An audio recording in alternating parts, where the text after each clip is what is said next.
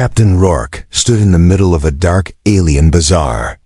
Strange creatures with glowing eyes watched him from the shadows. The air smelled of smoke, metal, and something rotten. Rourke was here to collect his payment after finishing a dangerous job for the Zarn warlords. The leader of the Zarn, a tall lizard-like alien with red scales, approached him. His sharp teeth showed as he grinned. "We don't have credits today, human," the Zarn leader hissed, "but we offer you something special." Rourke frowned. "I didn't risk my life for a special gift. I want credits." The Zarn leader waved his clawed hand. Two guards dragged a small figure in chains. It was a girl, an alien girl, barely out of her youth. She had silver hair that shimmered even in the dirty light. Her skin was pale blue, glowing faintly, and her large violet eyes stared at the ground. "She is valuable," the Zarn said. "An exotic slave. She'll fetch a fortune if you sell her elsewhere." Rourke looked at the girl. She didn't cry. She didn't beg. She stood quietly, proud despite the chains. There was something strange about her, something noble. But a deal was a deal, Rourke sighed. "Fine, I'll take her." The Zarn grinned wider. "Wise choice, human." They pushed the girl forward, and Rourke grabbed her arm gently. She flinched but did not speak. As they walked away, Rourke glanced at her. "What's your name?" he asked. She stayed silent, eyes forward. "Can you speak?" He tried again, still no answer. Rourke shrugged. Maybe she didn't understand him. Back at his ship, the Iron Fang, Rourke ordered his droid to scan her for trackers or devices. Droid beeped and buzzed around her, but found nothing. She sat still, her eyes watching everything. Rourke tossed her a blanket and some food. "Eat. I'm not gonna hurt you." Slowly, she picked up the food but didn't eat. She just held it in her hands, staring. Rourke sat opposite her. "You're quiet. That's good. But if you plan to stab me or escape, you won't get far." Again, silence. But Rourke noticed something. She wasn't acting like a normal slave. She wasn't broken. She wasn't scared. She looked controlled. Like someone who had learned to hide her emotions. He leaned back. "You're no ordinary slave, are you?" She looked up at him briefly, her eyes deep and sharp, but said nothing. Rourke chuckled. "All right, keep your secrets." The ship's engine hummed as they left the planet. Rourke decided to sleep, leaving the girl in the cargo bay under the watch of his security droid. Hours later, Rourke was awoken by alarms. He rushed to the control room. The droid reported, "Unknown ship approaching.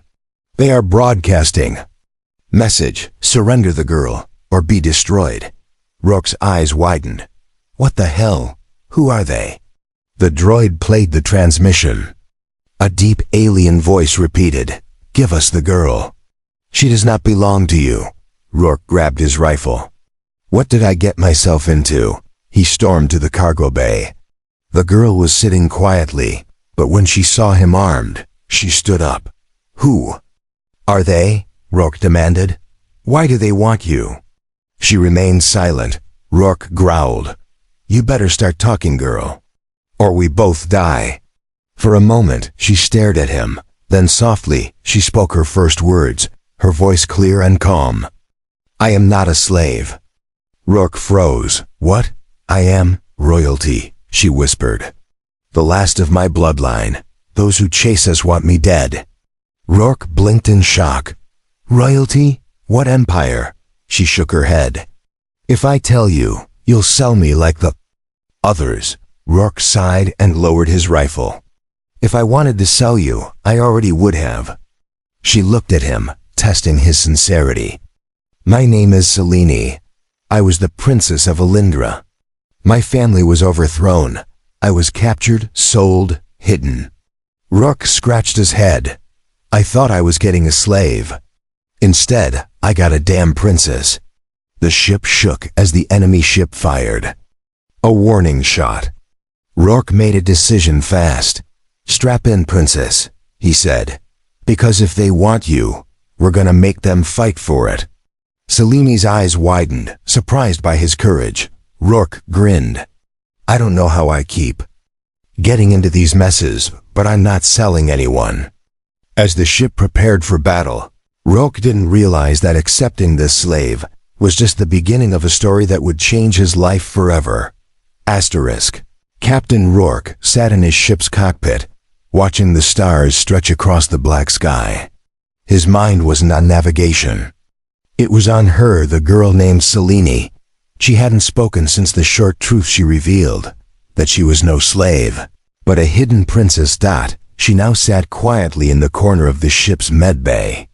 Her silver hair had been washed, and her glowing blue skin was clean, but her eyes, they were still full of silence. Rourke walked in and leaned against the wall. You're still not talking, he said. I saved you from those pirates. A thank you wouldn't hurt. Selene didn't look at him. She kept her gaze fixed on a small glowing orb she had taken from her cloak. Rourke stepped closer. What is that? She finally answered. A memory orb. It holds the last message from my mother. He raised an eyebrow. Your real mother? The Queen? She gave a small nod. That made Rourke pause. Something about her made sense now. The calm, the control, the pride in her silence. She wasn't just hiding, she was trained to survive. But it still didn't explain everything. You didn't cry when they gave you to me, he said quietly. Most slaves scream. You didn't even flinch. I wasn't afraid, she said. Why? She finally turned to him. Because I watched my world burn. I've already lost everything. For a moment, neither of them spoke. Then Rourke asked, why me? Why did they give you to me? Selene looked down. The warlords didn't know who I was. They just wanted to get rid of me quickly and quietly. Selling me off ended their problem. Rourke ran a hand through his hair. Well, now I've got the problem. She stared at him with quiet strength. You can leave me at the next station. I won't stop you. He didn't reply. He simply left the room, but he didn't sleep that night. The next morning, Rourke set the ship to drift and walked into the medbay with 2 cups of hot broth. He handed one to Selene. She hesitated, then took it. They sat on opposite ends of the room. So, Rourke said, sipping his drink, if you're royalty, do you have people still loyal to you? Maybe, she whispered. If they're still alive, you hiding anything else? He asked casually. Selene narrowed her eyes. Why would I trust you? Rourke gave her a half smile. I could have sold you already. I didn't. Silence. Then slowly she placed the orb in his hand. Play it, she said. He pressed the crystal gently. A hologram flickered to life above the orb, an older alien woman in royal armor, with the same silver hair and violet eyes as Selene. My daughter, the voice said, soft and full of sorrow. If you are hearing this, then I am gone. Our home has fallen, you must run. Hide your name, hide your blood. But never forget who you are. You are the last flame of Elindra. Rourke watched in silence. The message ended, and the orb dimmed. He handed it back without a word. Selene carefully placed it in her pocket. You believe me now? She asked softly. I believe, he said, that I'm in deep trouble. Suddenly, alarms blared. Unidentified ship approaching fast. The droid called from the cockpit. Rourke ran up, Selene right behind him. On the screen, a sleek black cruiser was approaching, firing up weapons. Another voice came through the comms. Surrender the girl, or be destroyed. Selene's face went pale. They're not pirates, she whispered. They're royal hunters, sent to erase all traces of my bloodline. Rourke cursed under his breath. Great. Royal hit squads. Love those. He turned to Selene. If I give you up, they'll leave me alone, won't they? Her eyes searched his face. Yes, she sighed quietly. They will. He turned back to the controls. Then I guess we're fighting. She blinked, Why? He smiled. Because I hate bullies. Especially royal ones. Selene looked at him for a long second.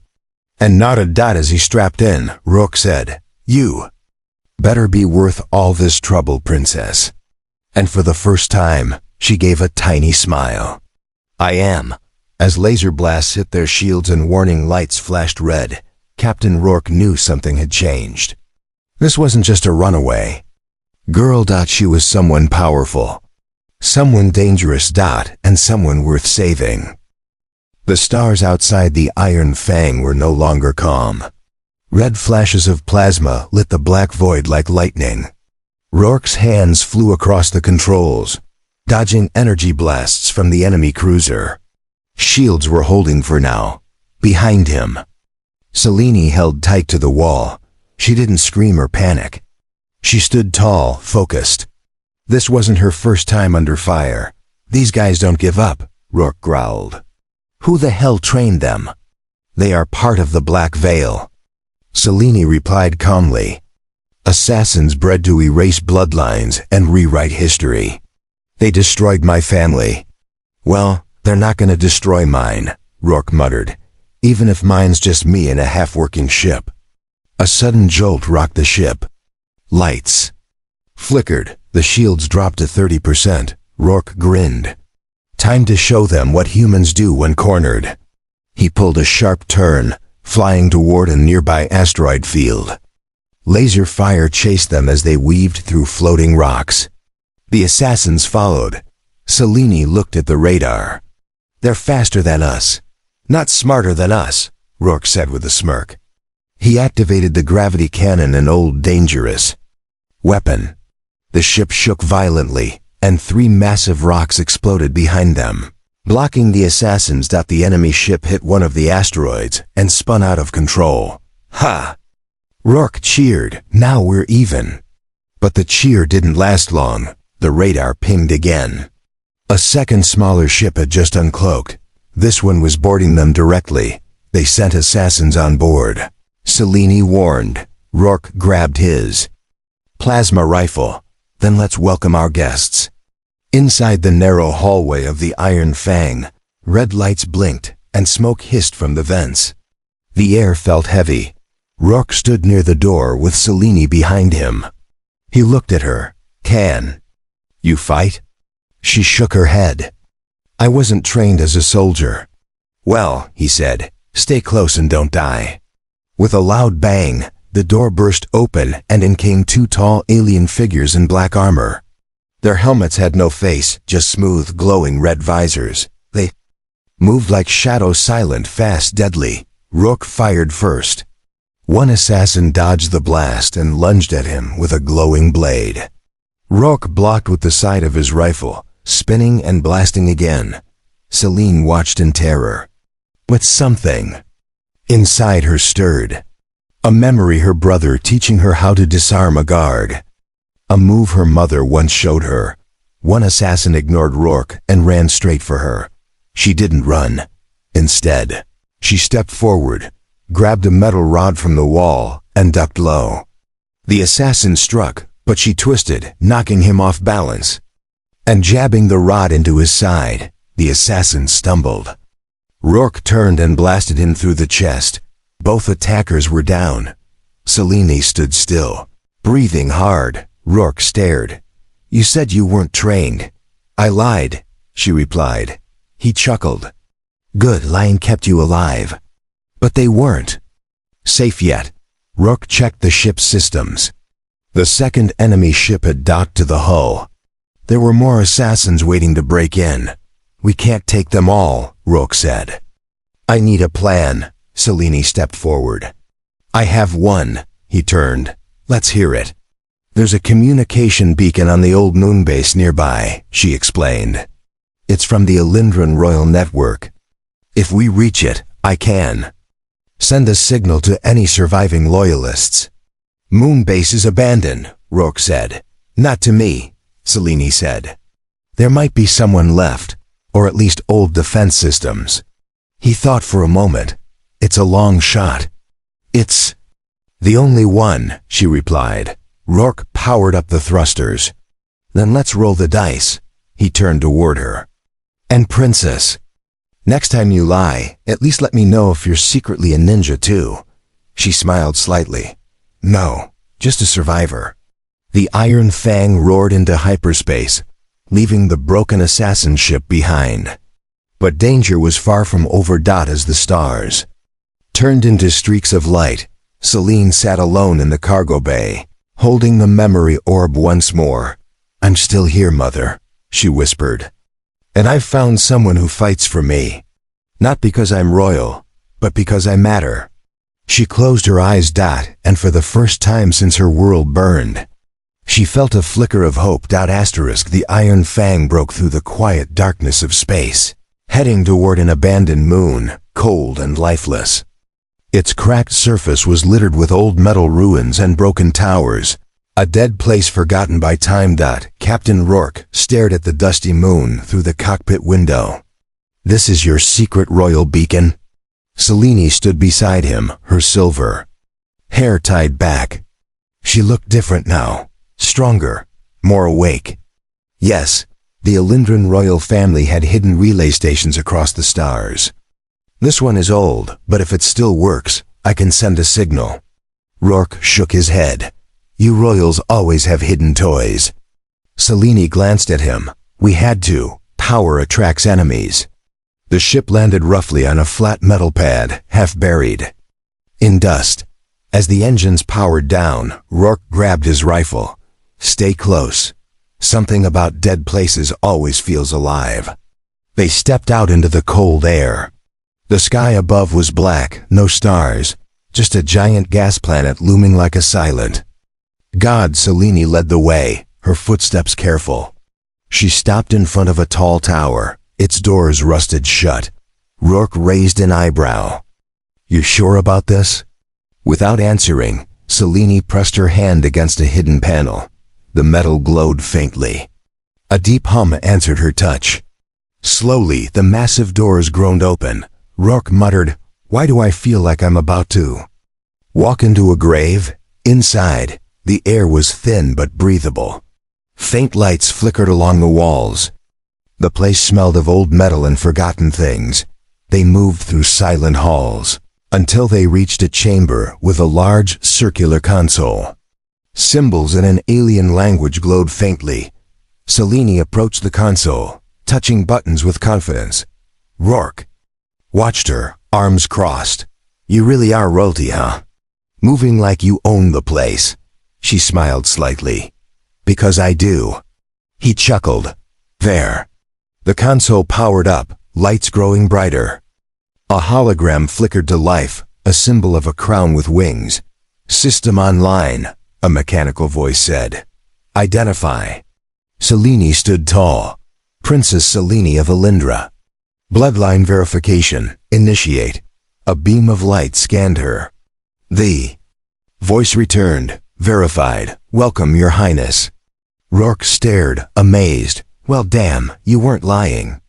Celine didn't smile this time. Her face was serious. Now I send a signal. She typed rapidly. A glowing map of the galaxy appeared.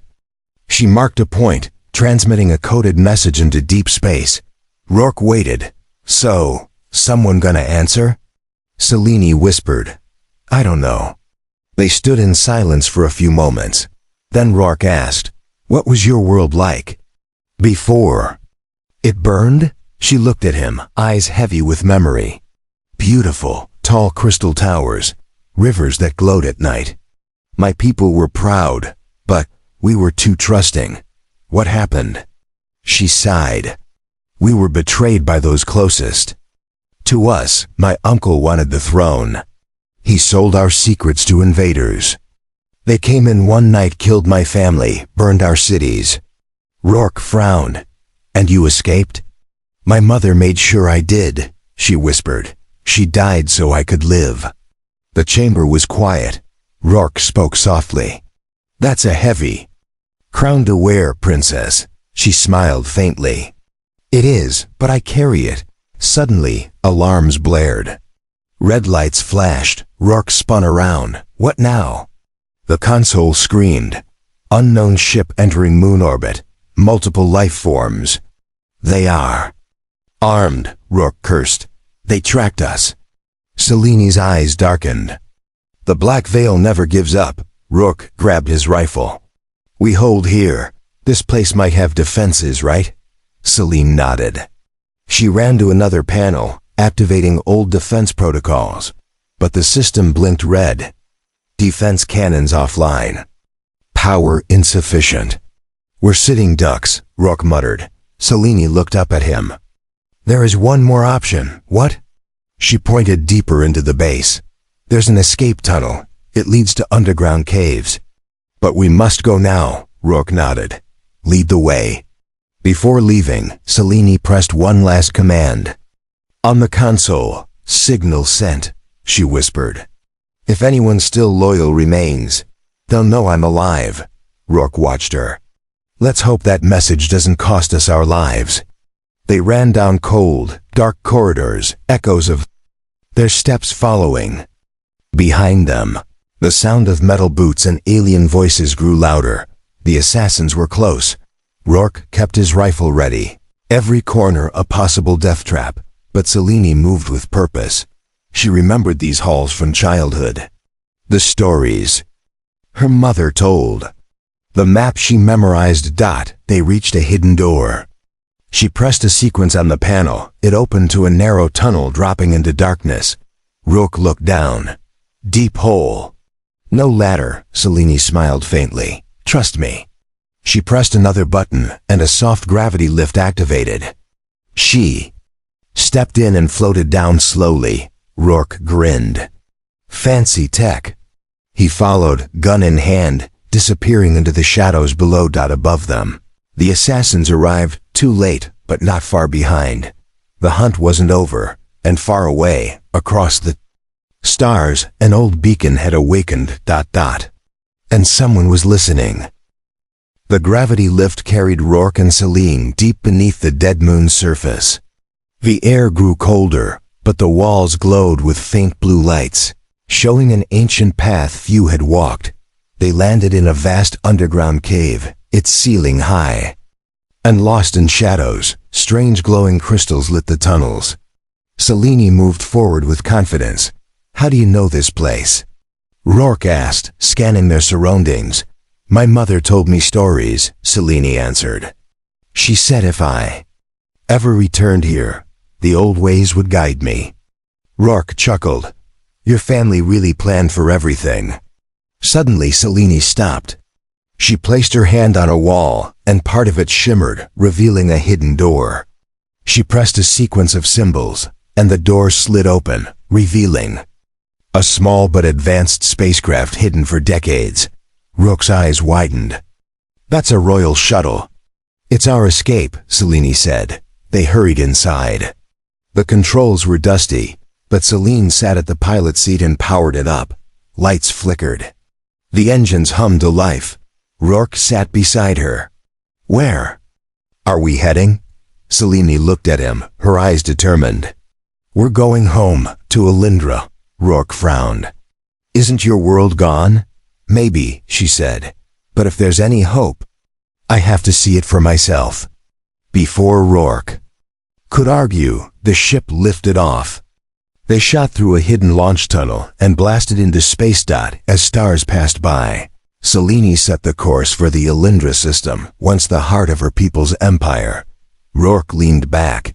You sure this is smart? We've got assassins chasing U.S. I'm done running, Selene said. My family ruled for centuries. There might still be loyalists hiding. Rourke studied her. She wasn't the quiet, broken girl he first met. She was changing, becoming stronger. Tell me about your people, Rourke said. What made Alindra special? Selene smiled softly. We were peaceful but powerful. We studied the stars, built wonders. My family believed in unity, but greed still found us. She paused. My uncle wanted power. He made a deal with the Black Veil assassins, spies, traitors. Together, they killed my parents, my siblings. I escaped because of my mother's sacrifice. Rourke clenched his fists. And now they want to finish the job. Yes, she said. And I won't let them. They shared a quiet moment before.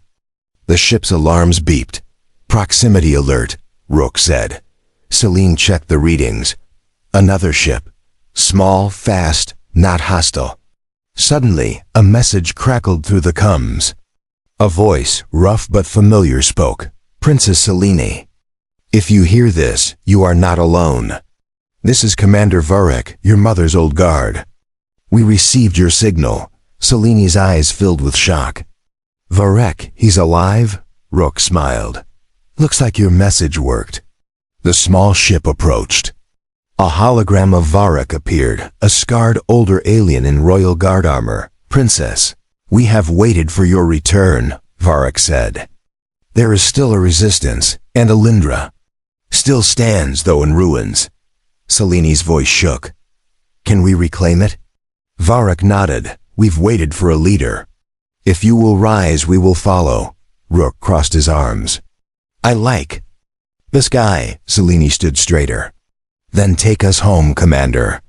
With Varek guiding them, they flew toward the Alindra system.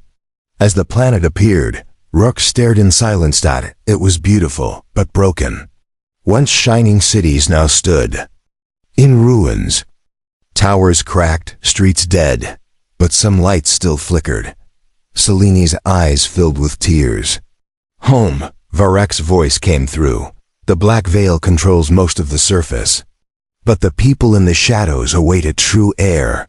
We'll give them one, Rourke said. Selene smiled at him. You keep saying we, you could still leave, Rourke grinned. I don't run from fights, and I want to see you wear that crown. Selene's smile grew.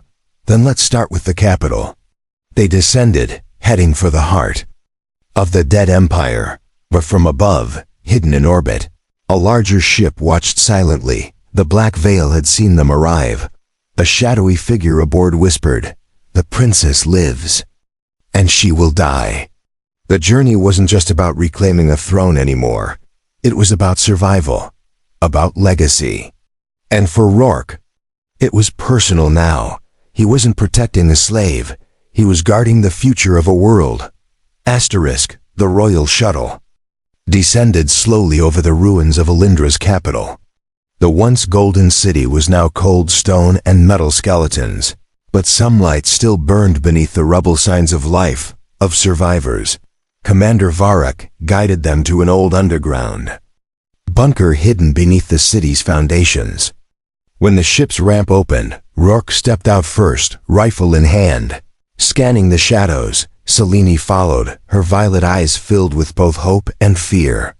Then from the dark, figures appeared, dozens of armed Alindran rebels, dressed in old royal guard armor, worn but proud. At the front stood Varek. He was tall, with gray scars crossing his face and a heavy plasma axe on his back. His eyes lit up when he saw Selene. "My princess," Varek said, dropping to one knee. The other soldiers followed, bowing deeply. Selene looked at them, her voice soft. "I thought I was alone." "Never," Varek replied. "We waited just as your mother commanded." Rourke stood quietly behind her, watching everything with a soldier's caution. Something felt too perfect. But he said nothing yet. Varek stood and extended his hand. "Come, princess. We have a safe hall prepared." As they walked deeper into the bunker, Rourke stayed close to Selene. She looked happy, hopeful even. Rourke, however, kept scanning the faces of the guards. Some looked too clean, too disciplined for rebels in hiding. He leaned close to Selene. "I don't trust this." "Why?" she whispered. "Because everything is too easy." They entered a grand hall beneath the city, once used for royal meetings. Torches and energy lamps lit the room, and a large throne stood at the far end. Varek gestured to the throne. "Please, princess, sit, reclaim your place." Selene stepped forward, slowly climbing the steps to the throne. She ran her hand over the cold metal, remembering her father who once sat there. But before she could sit, Varek raised his hand. His men quickly surrounded them. guns raised. Rourke's rifle was up in a flash, but too many barrels pointed at them. Celine froze. "What is this?" Varek's eyes turned cold.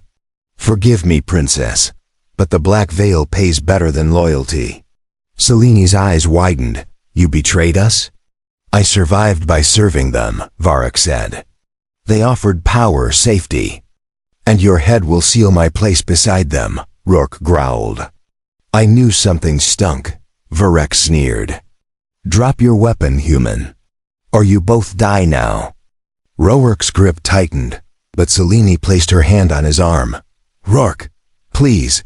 Reluctantly, he lowered his rifle. The guards grabbed them both, locking Celine in energy cuffs that glowed around her wrists.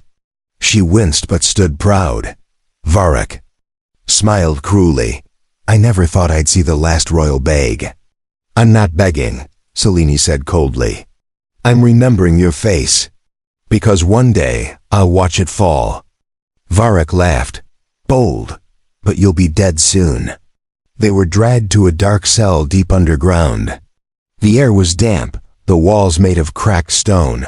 Rourke sat on the floor, glaring at the guards outside the bars. Celine sat quietly, her cuffs still glowing. She looked down at her hands, frustration and sadness filling her eyes. "I was a fool," she whispered. "I trusted too easily." Rourke shook his head. "No, you hoped." "That's not foolish." "But now we're trapped," she said. Rourke grinned. "Trapped doesn't mean dead. Not yet." He leaned closer. "I've escaped worse places, but I need you to stay sharp." Celine looked up. "I'm not trained like you." "Yes, you are," Rourke said. "You survived the fall of your world. You survived pirates, assassins, betrayals. You're tougher than you think." She smiled faintly. "You always say that." "Because it's true." Suddenly, a shadow moved outside their cell. A young Alindran guard, no older than 20, approached quietly. He looked around and whispered, "Princess?" Celine stood. "Who are you?" "I am Kale," the boy said. "My father was loyal to your family. I pretended to serve Varek, but I never forgot my oath." Rourke raised an eyebrow. "You here to help?" Kale nodded. "I can unlock your cell, but you must move fast. They plan to send you to the Black Veil's leader tomorrow." Celine's eyes sharpened. "We won't get another chance." Kale quickly disabled the energy field, and the cell door creaked open. Rourke grabbed his rifle from the guard post. "I like this kid." Kale handed Celine a small blade. "I couldn't get more weapons, but this is all I have." Celine held it tightly. "Thank you, Kale." "Go to the old tunnels under the hall," Kale said. "There's a secret way out." Rourke nodded. "You're coming with us?" Kale shook his head. "If I vanish, they'll know. I'll buy you time." Rourke looked at him with respect. "You're braver than most soldiers I've known." Kale smiled sadly. "Long live Alindra." They ran into the dark tunnels, guided only by dim lights and Celine's memory of ancient maps. Behind them, the alarm sounded. Varek knew they were gone. The hunt was on again, but this time, Celine wasn't running just to survive. She was running to fight. The tunnels beneath the ruined capital twisted like a dead serpent. Dust fell from the stone ceilings as distant explosions shook the walls. Rourke led the way with his rifle raised, Celine close behind, her small blade in hand. Kale said "There's an exit ahead," Celine whispered, her voice sharp but steady. Rourke glanced back. "We better find it before Varek's dogs catch up." Their boots echoed down the stone path, each step louder than the last. Celine's heart pounded, but she kept moving. She wasn't the scared girl in chains anymore. She was a princess last of her line, and she wouldn't die in the dark. Suddenly, a cold voice echoed through the tunnels. "You can't run forever, Celine." It was Varek. His heavy footsteps approached with a squad of soldiers. "We have to fight," Rourke said. "There's no outrunning them now." Celine stepped beside him. "Then we fight. Rourke smiled. That's the spirit. As the shadows of Varek's men appeared, Rourke opened fire. Plasma bolts lit the tunnel in flashes of blue light. The first soldier dropped, but more kept coming. Selene gripped her blade tightly. A guard rushed her, but she ducked low, slashing his leg, then driving the blade into his chest. She stood up, breath heavy but eyes burning. You've been practicing, Rourke said, grinning while firing. I had a good teacher, Selene replied. But Varek was still coming. Stop! Varek shouted. You can't win, princess. Surrender, and I might spare your human. Selene stepped forward, her voice cold and sharp. You betrayed my family. You killed my people. I'd rather die than surrender, Varek growled. Then, you'll both die. He charged forward with his plasma axe raised. Rourke tried to shoot, but Varek was too fast. The axe slammed into the wall beside Rourke, sending sparks flying. Rourke blocked the next swing with his rifle, but the force knocked him back. Selene stepped in, stabbing at Varek's side, but his armor blocked the blade. He backhanded her, sending her to the ground. Rourke wiped blood from his lip. You okay? Selene stood up, bruised but unbroken. I'm fine. She looked around and saw a weak point in the ceiling cracks and old supports barely holding. An idea formed. Rourke, shoot the ceiling. He glanced up and saw it too. Got it. He fired at the weak points. The ceiling cracked louder with each shot. Varek lunged. No. Selene grabbed the fallen plasma pistol and fired at the last support beam. With a deafening roar, the ceiling collapsed. Rocks crashed down, burying Varek and his soldiers under tons of stone. Dust filled the air. Silence followed. Rourke coughed. Remind me not to make you mad, Selene smiled faintly. Come on, there's still work to do. They found the exit and old service hatch leading back to the surface. The ruined city spread before them, but in the sky, ships approached, sleek, silver crafts bearing the royal crest of Elindra. Selene stared in disbelief. Someone answered. Rourke smiled. You sent that beacon. Looks like your people are coming home. One of the ships landed nearby. A woman stepped out tall, armored, her face marked with royal tattoos. She knelt before Selene. Princess, I am Captain Lyra. The true bloodline lives. We are yours to command. Selene stood taller. Rise, Captain. Elindra isn't dead. Yet, Lyra stood and saluted. What are your orders, my queen? Selene looked at the ruined city, then at Rourke. We take back my world, she said. We rebuild Elindra. And we make sure traitors like Varek never rise again. Lyra smiled. As you command. Rourke crossed his arms. Guess you don't need a bodyguard anymore. Selene turned to him. I'll always need you, Rourke, he chuckled. Careful, princess. That sounds like a royal order. She stepped closer, her voice soft. It is, for the first time. Rourke didn't feel like a lone mercenary. He felt like a soldier with a cause. And a home die as the royal fleet rose above the planet. A new flag was raised over the ruins, a symbol of a phoenix reborn from the ashes. Elindra would rise again. The galaxy would remember the princess who survived, and the human who stood by her side.